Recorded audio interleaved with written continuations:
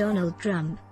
Manuel Valls, Senator. AP photo. Berlin. President Donald Trump is finally championing multilateralism, just not in the way Europe had hoped.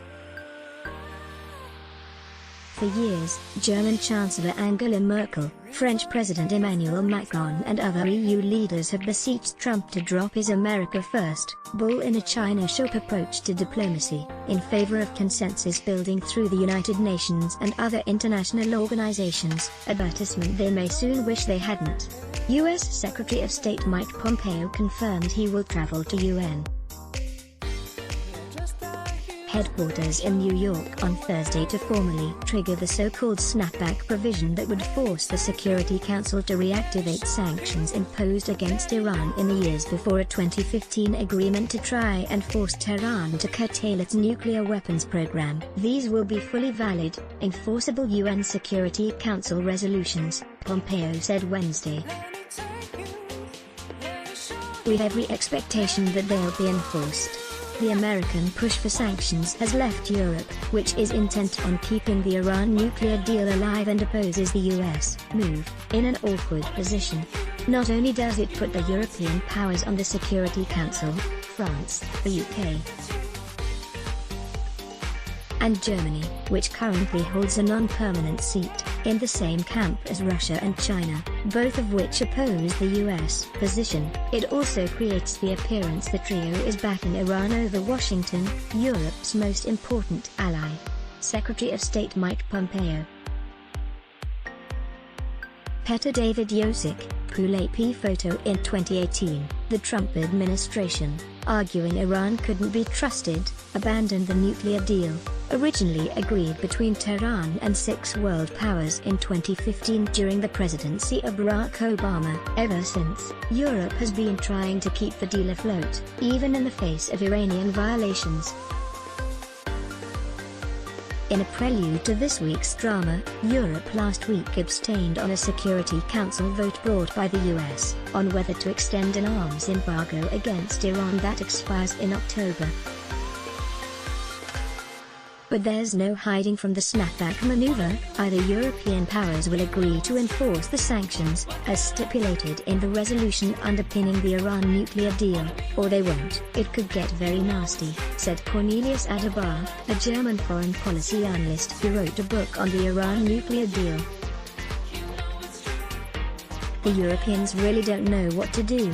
The standoff comes just days after EU countries upbraided the US for not observing international norms by threatening to impose extraterritorial sanctions on companies and individuals connected to the controversial Nord Stream 2 pipeline linking Russia and Germany, which the US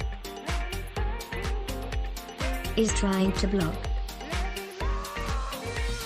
But the snapback would put the shoe on the other foot. If the Europeans don't comply, they could be the ones seen as violating an international agreement. European diplomats say their bigger worry is what non-compliance on their part would mean for the future of the UN itself. Just weeks before the organization celebrates its 75th anniversary, if Security Council members refuse to honor resolutions they themselves endorsed, such as the one that includes the Iranian snapback provision, the UN's legitimacy would be severely impaired. But even if the Europeans do follow the US lead, the diplomats say, the UN would be hobbled going forward because Russia and China, feeling cheated by the US, would be unlikely to sign up to an accord like the Iran deal again. The Europeans say that even if the US has the legal right to trigger a snapback, which they dispute, Washington would be violating the spirit of the original agreement because the clause was designed to punish Iran only if it were in flagrant violation of the nuclear deal. Iran currently is violating the agreement by enriching uranium beyond allowed limits, but the Europeans argue that is only because the US withdrew from the deal. Despite the US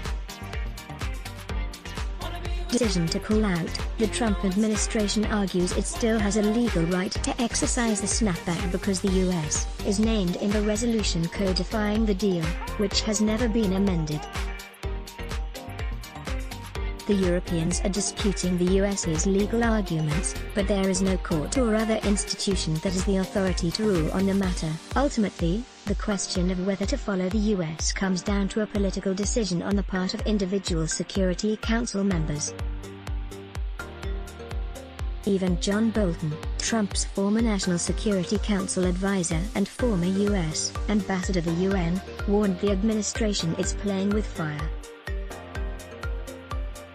"It's too cute by half to say we're in the nuclear deal for purposes we want but not for those we don't," Bolton, an avowed critic of both the Iran deal and the UN, wrote in the Wall Street Journal this week. Bolton, the author of a recent tell-all book about the Trump administration, argues that if Washington plows ahead, it risks triggering a chain reaction that could ultimately jeopardize the US's veto power in the Security Council, a tool it has often relied on to block resolutions it opposed on Israel and other issues. For the US, there is one point of high principle worth dying in a ditch for at the UN: never impair the Security Council veto, he wrote. But supporters of the administration's course say Europe needs to look beyond its distaste for Trump and recognize what even many EU countries acknowledge is the malign nature of the Iranian regime. "It's clear that the Europeans don't want to be seen giving Trump a win on this issue," said Behnam Bentaleb, an analyst on Iran with Foundation for the Defense of Democracies, a Washington-based think tank. "It's a question of style and substance.